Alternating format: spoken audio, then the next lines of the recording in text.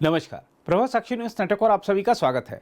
भारत और चीन ने संबंधों में तनाव घटाने के उद्देश्य से एक बार फिर बात की है, लेकिन इससे कोई ठोस प्रगति नहीं हुई है। भारत चीन सीमा मामलों पर परामर्श और समन्वय के लिए बने कार्यतंत्र ढांचे की बैठक के बाद जारी भारतीय विदेश मंत्रालय के बयान को देखें तो एक बात साफ तौर पर उभर कर आती है कि दोनों पक्ष अपने अपने रुख पर अड़े हुए हैं। वहीं दूसरी ओर चीन के राष्ट्रीय रक्षा मंत्रालय के प्रवक्ता की ओर से दिया गया बयान भी दर्शा रहा है कि दोनों देशों के संबंधों पर बर्फ जमी हुई है।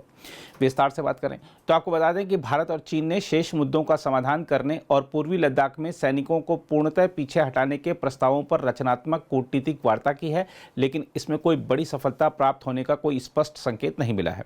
भारतीय विदेश मंत्रालय ने कहा है कि दोनों पक्षों ने उद्देश्य हासिल करने के लिए वरिष्ठ कमांडरों की बैठक का अगला दौर जल्द आयोजित करने का फैसला किया और जमीन पर स्थिर स्थिति सुनिश्चित करने तथा किसी भी तरह की अप्रिय घटना से बचने की आवश्यकता पर सहमति व्यक्त की है। भारतीय विदेश मंत्रालय के बयान में कहा गया है कि दोनों पक्षों ने स्थिति की समीक्षा की और शेष मुद्दों का समाधान करने और पूर्वी लद्दाख में सैनिकों को पूर्णतः पीछे हटाने संबंधी प्रस्तावों पर खुली, रचनात्मक और गहन चर्चा की। हम आपको बता दें कि यह वार्ता डिजिटल तरीके से भारत चीन सीमा मामलों पर परामर्श और समन्वय के लिए कार्यतंत्र ढांचे के तहत हुई।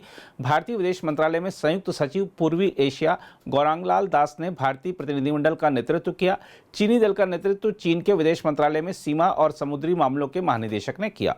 विदेश मंत्रालय ने बयान में कहा है कि दोनों पक्षों ने भारत चीन सीमा क्षेत्रों के पश्चिमी सेक्टर में वास्तविक नियंत्रण रेखा से लगे क्षेत्र में स्थिति की समीक्षा की और शेष मुद्दों का समाधान करने और पूर्वी लद्दाख में सैनिकों को पूर्णतः पीछे हटाने के प्रस्तावों पर खुली, रचनात्मक और गहन चर्चा की।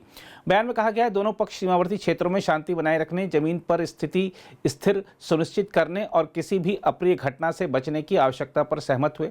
विदेश मंत्रालय ने कहा दोनों पक्ष सैन्य और कूटनीतिक वार्ता जारी रखने और उपरोक्त उद्देश्य को प्राप्त करने के लिए वरिष्ठ कमांडरों की बैठक का अगला दौर जल्द आयोजित करने पर सहमत हुए। हम आपको यह भी याद दिला दें कि गत अक्टूबर में हुई सैन्य वार्ता में भारतीय पक्ष ने देप्ठांग और टेमचोक में लंबित मुद्दों के समाधान पर जोर दिया था। भारत और चीन के सैनिकों के बीच पूर्वी लद्दाख में कुछ टकराव वाले बिंदुओं पर 3 साल से अधिक समय से गतिरोध की स्थिति है। हालांकि दोनों पक्षों ने व्यापक कूटनीतिक और सैन्य वार्ता के बाद कई क्षेत्रों से सैनिकों की वापसी पूरी कर ली है। भारत का कहना है कि जब तक सीमावर्ती इलाकों में शांति बहाल नहीं होगी तब तक चीन के साथ उसके संबंध सामान्य नहीं हो सकते।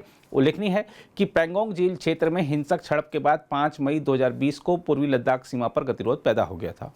दूसरी ओर चीन के रक्षा मंत्रालय ने कहा है कि इसकी फौज भारतीय सेना के साथ अपने संबंधों को महत्व देती है तथा पूर्वी लद्दाख में गतिरोध के बीच कोर कमांडर स्तर की 20 दौर की वार्ताओं से तनाव घटाने में मदद मिली है।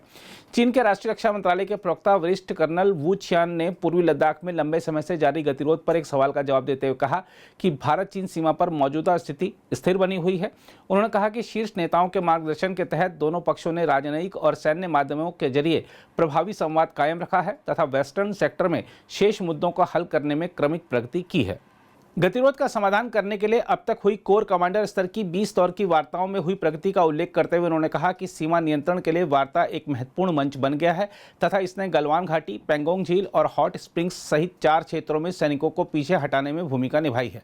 कर्नल वू छियान ने कहा भारत चीन सैन्य संबंधों को महत्व देता है। हम उम्मीद करते हैं कि भारतीय पक्ष परस्पर विश्वास बहाल करने, उपयुक्त तरीके से मतभेदों को दूर करने और सीमाओं पर शांति और स्थिरता के लक्ष्य पर पहुंचने के लिए हमारे साथ काम करेगा।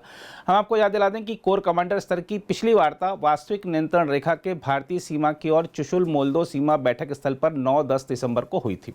हालांकि कर्नल वू छियान ने अगले दौर की वार्ता के बारे में कुछ नहीं कहा। उन्होंने कहा कोर कमांडर स्तर की अगली बैठक के लिए हम आने वाले समय में सूचना देंगे।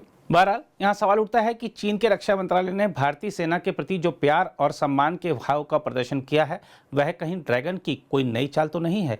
चीन जिस तरह समय समय पर नए दांव चलकर मनोवैज्ञानिक आधार पर खेल खेलता है उसको देखते हुए भारत को और सतर्कता बरतने की जरूरत है। अगर आप भी लेना चाहते हैं देश दुनिया की तमाम जानकारी तो आज ही सब्सक्राइब करें हमारे चैनल को। साथ ही नीचे दिए बेल आइकन को जरूर दबाएं ताकि हर अपडेट आप तक पहुंच सके।